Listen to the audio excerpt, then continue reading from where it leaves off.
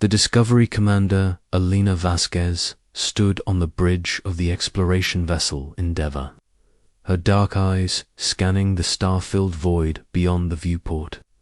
The ship hummed quietly through space, conducting routine deep space monitoring along the edge of human territory. Elena had been commanding exploration missions for 12 years, but something about today felt different. The silence of space seemed heavier, more ominous. "Commander, I'm detecting unusual signal patterns," called out Lieutenant James Wilson. From the communications station. He was young, barely 25, with steady hands and an ear for frequencies that most officers would miss. "It's not coming from any known human or registered alien sources." Elena moved to his station, her boots clicking against the metal deck. "What kind of signals?" "Encrypted transmissions, ma'am. Multiple sources, all using different encryption protocols. They're bouncing between relay stations across several star systems." Wilson's fingers danced across his control panel. "This isn't normal commercial traffic. Someone's trying very hard to hide these conversations." Dr. Marcus Chen looked up from his xenolinguistics station. He was a thin man with graying hair and glasses that seemed too large for his face. "Commander, if these are alien communications, they might be using ceremonial or diplomatic languages. Those are often heavily encrypted for political reasons." "Record everything," Elena ordered. "I want full spectrum analysis. If someone's having secret meetings in our neighborhood, we need to know about it." For the next 3 hours, the Endeavour drifted silently through space while her crew worked to decode the mysterious transmissions. Elena found herself pacing. The bridge, her instincts telling her this was more than routine intelligence gathering. The war with the Zephyrian Collective had ended 5 years ago, but peace in the galaxy was always fragile. "Commander," Wilson's voice was tight with excitement and concern. "I've got partial decryption on one of the channels. You need to hear this." Elena hurried to his station as alien voices filled the bridge. The language was harsh, guttural, definitely not human. Dr. Chen grabbed his translation equipment and began working frantically to convert the speech into English. "It's Krellian," Chen said, his voice growing more worried by the second. "They're talking about... Wait, let me be sure." He adjusted his equipment. "They're discussing humans. The word they keep using translates to the spreading threat." Elena felt cold dread settling in her stomach. What else? Something about a vote. 9 species participating. They're talking about final measures and necessary actions. Chen looked up at Elena with fear in his eyes. "Commander, I think they're planning something against us." Specialist Rebecca Torres, the ship's intelligence analyst, had been quietly working at her station throughout the conversation. She was a small woman with short black hair and eyes that missed nothing. "Commander, I've been cross-referencing these signal sources with known alien government frequencies.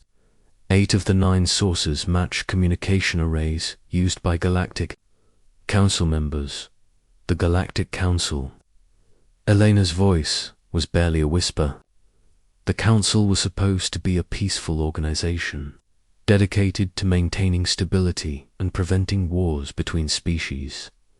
If they were plotting against humanity, "Ma'am, there's more," Torres continued. "I have identified partial transmissions from the Krellian Empire, the Vorthan Unity, the Crystalline Hegemony, and at least 5 other major powers. This isn't just one hostile species. This is a coordinated effort." Elena walked to the center of the bridge, her mind racing. The Galactic Council had maintained an uneasy peace with humanity since the end of the Zephyrian War. Humans had proven they could defend themselves, but they were still outnumbered and outgunned by the older galactic civilizations. Wilson, establish an encrypted channel to Earth Defense Command. Priority Alpha, she ordered. Torres, I want everything we've intercepted, copied, and transmitted to intelligence headquarters. Chen, keep working on those translations. I want to know exactly what they're planning. The next few hours passed in tense silence as the Endeavour continued monitoring the alien transmissions. Elena contacted Admiral Sarah Mitchell, the commander of Earth's Deep Space Defense Forces. Mitchell was a tough woman with silver hair and steel-grey eyes who had fought in every major conflict of the past decade. Admiral, we have a situation, Elena began when Mitchell's face appeared on the main screen. We've intercepted encrypted communications between multiple Galactic Council species. They appear to be discussing coordinated action against human colonies. Mitchell's expression grew grave. How reliable is this intelligence? Dr. Chen has translated fragments of at least 6 different conversations. They're using words like elimination, containment, and final solution. This isn't diplomatic language, Admiral. This is military planning. Send me everything you have immediately, Mitchell ordered. Continue monitoring, but maintain your distance. We can't risk losing our only intelligence source. As the transmission ended, Dr. Chen called out from his station, Commander, I've got something important. They're discussing a timeline. The phrase they keep using translates to 3 weeks of preparation and simultaneous strikes.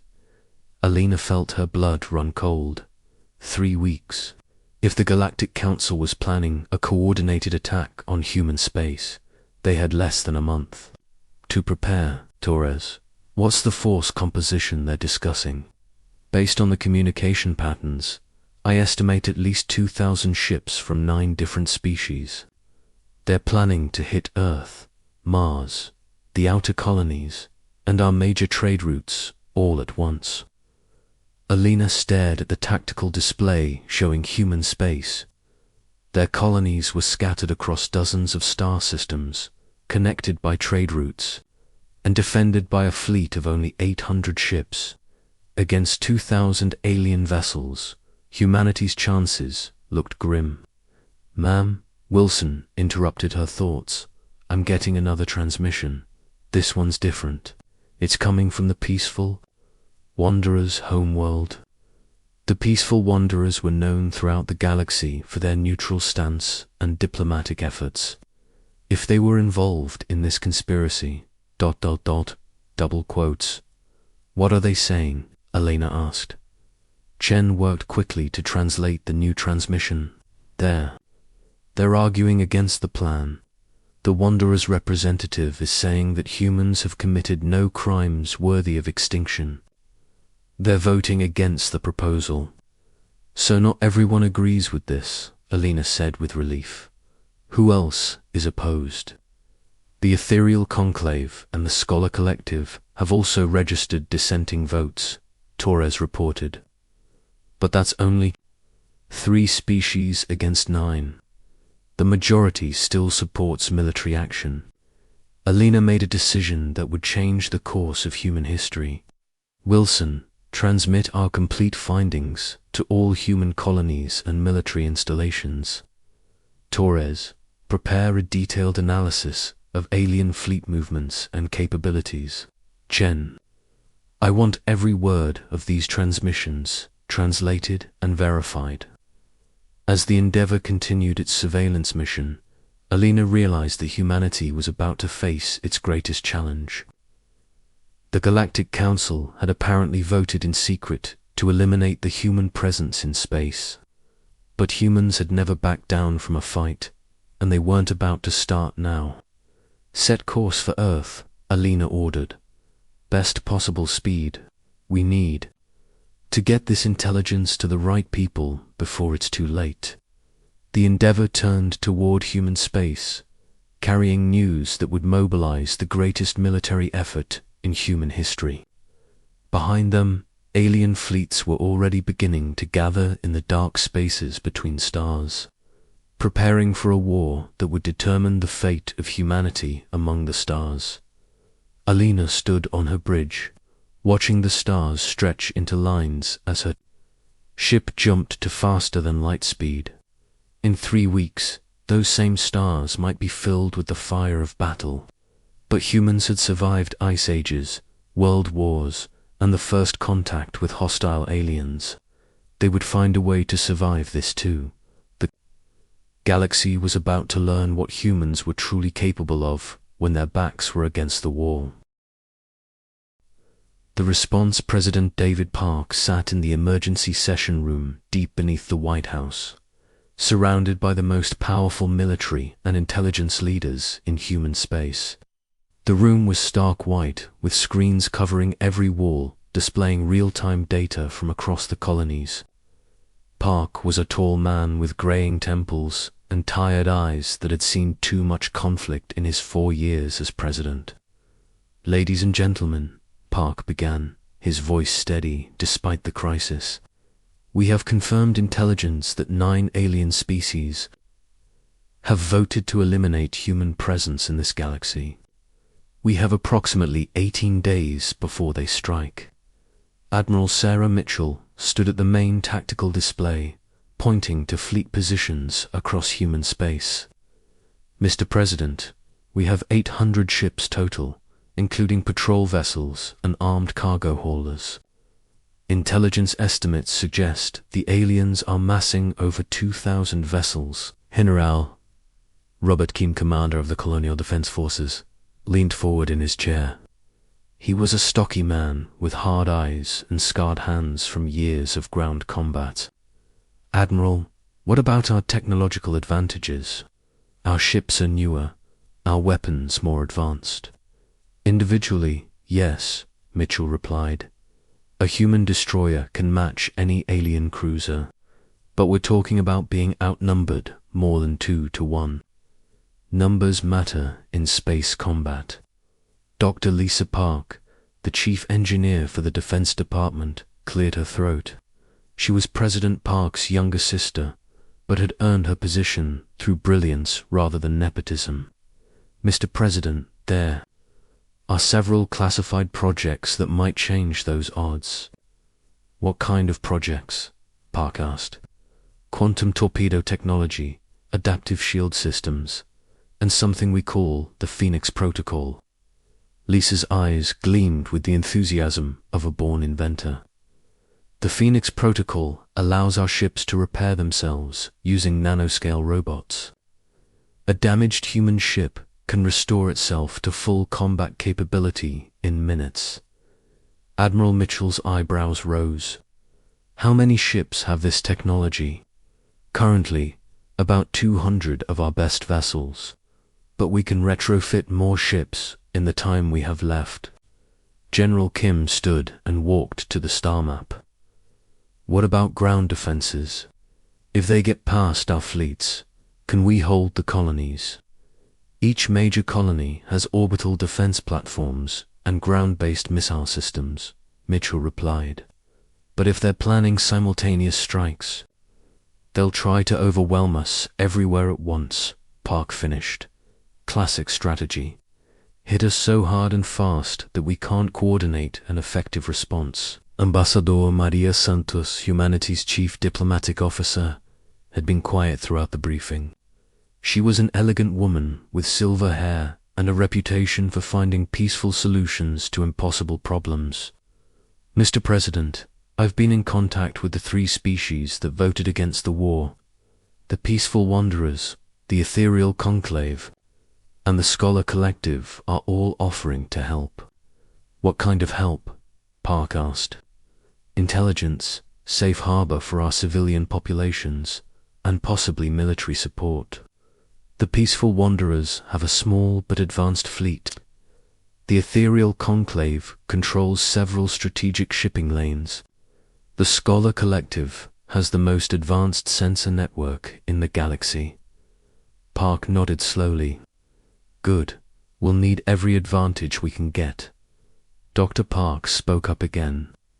Mr. President, there's something else. Our deep space monitoring stations have detected massive energy signatures in the Vega system. The aliens are gathering their fleets there. How long until they're ready to move? General Kim asked. Based on the energy patterns and communication traffic, I estimate 15 to 18 days, Dr. Park replied. But we might get some warning when they start moving toward our borders. Admiral Mitchell walked to the Central Command console. I recommend we position our fleets in defensive formations around our most important worlds. Earth, Mars, the mining colonies in the Centauri system, and the agricultural worlds in the Tau Ceti region. What about the outer colonies? Park asked. Sir, we don't have enough ships to defend everything. We'll have to prioritize. No, Park said firmly. We don't abandon our people. What if we change the strategy? Instead of waiting for them to attack us, what if we strike first? The room fell silent. General Kim was the first to speak. A preemptive strike against 9 species. Not against all of them, Park replied. Against their gathering point. If we can hit their fleets while they're still assembling at Vega, we might be able to disrupt their coordination. Dr. Park's eyes lit up. The quantum torpedoes would be perfect for that kind of strike. One torpedo can disable an entire ship without destroying it. We could cripple their fleet before they even know we're there. Admiral Mitchell studied the tactical display. It's risky. If we fail, we'll have revealed our best weapons and lost the element of surprise. If we don't try, we'll be fighting a defensive war against overwhelming odds, Park countered. Sometimes the best defense is a good offense. Commander Elena Vasquez entered the room, having been summoned from the Endeavour to brief the leadership personally. She looked tired but determined. Mr. President, I've been monitoring their communications for the past week. They're confident. They think humans will surrender once they see the size of the alien fleet. Will we? Park asked. Elena smiled grimly. Mr. President, I've served alongside humans from a dozen different worlds. I've seen miners fight off pirate raids with nothing but mining equipment. I've watched colonists defend their homes against impossible odds. Humans don't surrender. General Kim nodded approvingly. What about their tactics? What can we expect? They're planning to hit us in 3 waves, Elena continued. First, fast attack ships to disable our communications and orbital defenses. Second, heavy cruisers to destroy our major military installations. Third, occupation forces to secure strategic locations. Classic alien strategy, Mitchell observed. They've used similar tactics against other species, but they've never fought humans before, Park said. They don't know about our adaptability, our refusal to give up. Dr. Park pulled up a holographic display showing the Vega system. If we're going to strike first, we need to move fast. Every day we wait, more alien ships arrive at the gathering point. How many ships can we commit to this strike? Park asked. 200 of our best vessels, Mitchell replied, all equipped with the new technology. It will leave our colonies less defended, but it might end the war before it starts, Park finished. Ambassador Santos leaned forward. Mr. President, I should mention that the peaceful Wanderers have offered to provide 20 ships for any operation against the hostile alliance. They're small but fast, perfect for reconnaissance and hidden-run attacks. And the others? The Ethereal Conclave will provide intelligence, support, and access to their sensor networks. The Scholar Collective has offered to help with communication encryption and tactical analysis. Park stood and walked to the window, looking out at the night sky. Somewhere up there, Alien fleets were preparing to destroy everything humanity had built among the stars. But humans had faced extinction before and survived. They would find a way to survive this too. "Ladies and gentlemen," Park said, turning back to the room, "we're going to do something that no species has ever attempted. We're going to strike first against a superior force, using technology they don't know we have, supported by allies they don't know we've made." "Operation Prometheus," General Kim said quietly. "Operation Prometheus," Park agreed. "We're going to steal fire from the gods." Admiral Mitchell began issuing orders. "I want our fastest ships dispatched to Vega system for reconnaissance. I want our best combat vessels retrofitted with quantum torpedoes and Phoenix protocol systems. I want every colony defense system upgraded to maximum capability." "How long do we have?" Park asked. 14 days until the alien fleets are ready to move," Dr. Park replied. "But if we're going to strike first, we need to move in 10 days. 10 days to prepare for the most important battle in human history," Park mused. "Can we do it?" Alina Vasquez stood at attention. "Mr. President, humans have built a civilization that spans dozens of star systems in less than a century. We've survived first contact with hostile aliens, economic collapse, and natural disasters. We can do anything we set our minds to." "Then let's get to work," Park said. "The galaxy is about to learn what humans are capable of when they're fighting for their survival." As the meeting broke up, each person heading off to coordinate their part of the massive operation, Park remained in the room for a moment longer. In 10 days, human ships would either win the greatest victory in their history or face destruction in the cold depths of space. But one thing was certain: humanity would not go quietly into the night. They would fight with everything they had, using every advantage they could create or discover. The aliens thought they were dealing with a young, weak species that would collapse under pressure. They were about to discover just how wrong they were. Outside the windows of the White House, the stars seemed to shine brighter, as if the universe itself was preparing for the battle to come.